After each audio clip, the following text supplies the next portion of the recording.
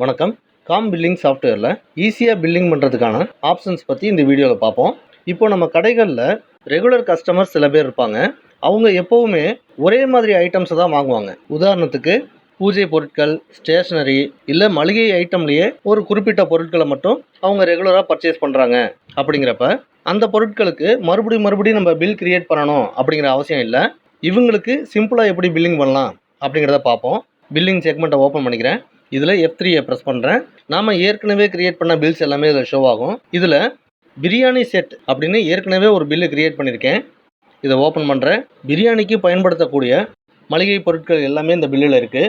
இப்போ இந்த பில்லில் இருக்க ஐட்டம்ஸ் எல்லாத்தையுமே அப்படியே காப்பி பண்ணி நான் நியூ பில்லாக கிரியேட் பண்ணணும். அப்படிங்கிறப்ப மெனு பாரில் இருக்க admin, company settings, B-Trade, invoice and bills, இதில் இங்கே இருக்கிற லோடு பில் டெம்ப்ளேட் இந்த ஆப்ஷனுக்கு எஸ் கொடுத்துருங்க. சேவ் பண்ணிக்கோங்க. பில்லிங் செக்மெண்ட்டுக்கு போவோம். நியூ கொடுத்துக்கிறேன். F3 ப்ரெஸ் பண்ணுறேன். இப்போ இந்த ஃபைண்ட் பில்ஸ் செக்மெண்ட்டில் லோடஸ் நியூ பில் அப்படிங்கிற ஆப்ஷன் எனேபிள் ஆகிருக்கும். எந்த பில்லு காப்பி பண்ணணுமோ அந்த பில்லை செலக்ட் பண்ணிக்கலாம். சப்போஸ் சர்ச் பண்ணி எடுக்கணும் அப்படிங்கிறப்ப இந்த கீவேர்ட் இந்த ஆப்ஷனில் பில்லோட பேரையும் டைப் பண்ணி எடுக்கலாம். பில் நம்பரையும் கொடுத்து எடுத்துக்கலாம். பில்லோட அமௌண்ட்டை கொடுத்தும் எடுத்துக்கலாம். சர்ச் பண்ணதுக்கப்புறமா இந்த பில்லை காப்பி பண்ணுறதுக்கு இந்த லோடஸ் நியூ பில் இதை கிளிக் பண்ணலாம். அப்படி இல்லைன்னா இதுக்கான ஷார்ட்கட் Alt+N ப்ரெஸ் பண்ணும்போது ஒரு நியூ பில்லில் இந்த ஐட்டம்ஸ் எல்லாமே லோட் ஆகிருக்கும். இப்போ கஸ்டமர் நேம் கொடுத்துட்டு இந்த பில்லில் ஏதாவது மாடிஃபிகேஷன் இருக்குது அப்படின்னா மாடிஃபை பண்ணிவிட்டு சேவ் பண்ணிடலாம். அடுத்ததாக கஸ்டமர் சைட்லேருந்து ஒரு மளிகை லிஸ்ட்டு கொடுக்குறாங்க.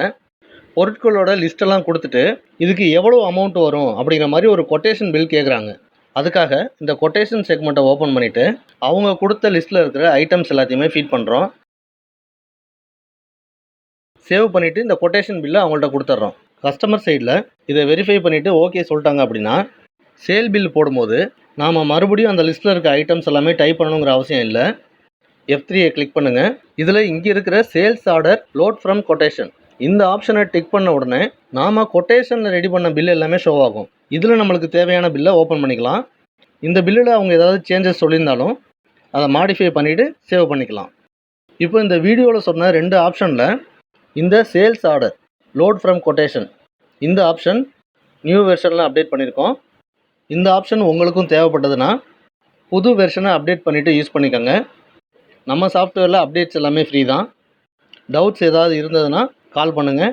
நன்றி, வணக்கம்.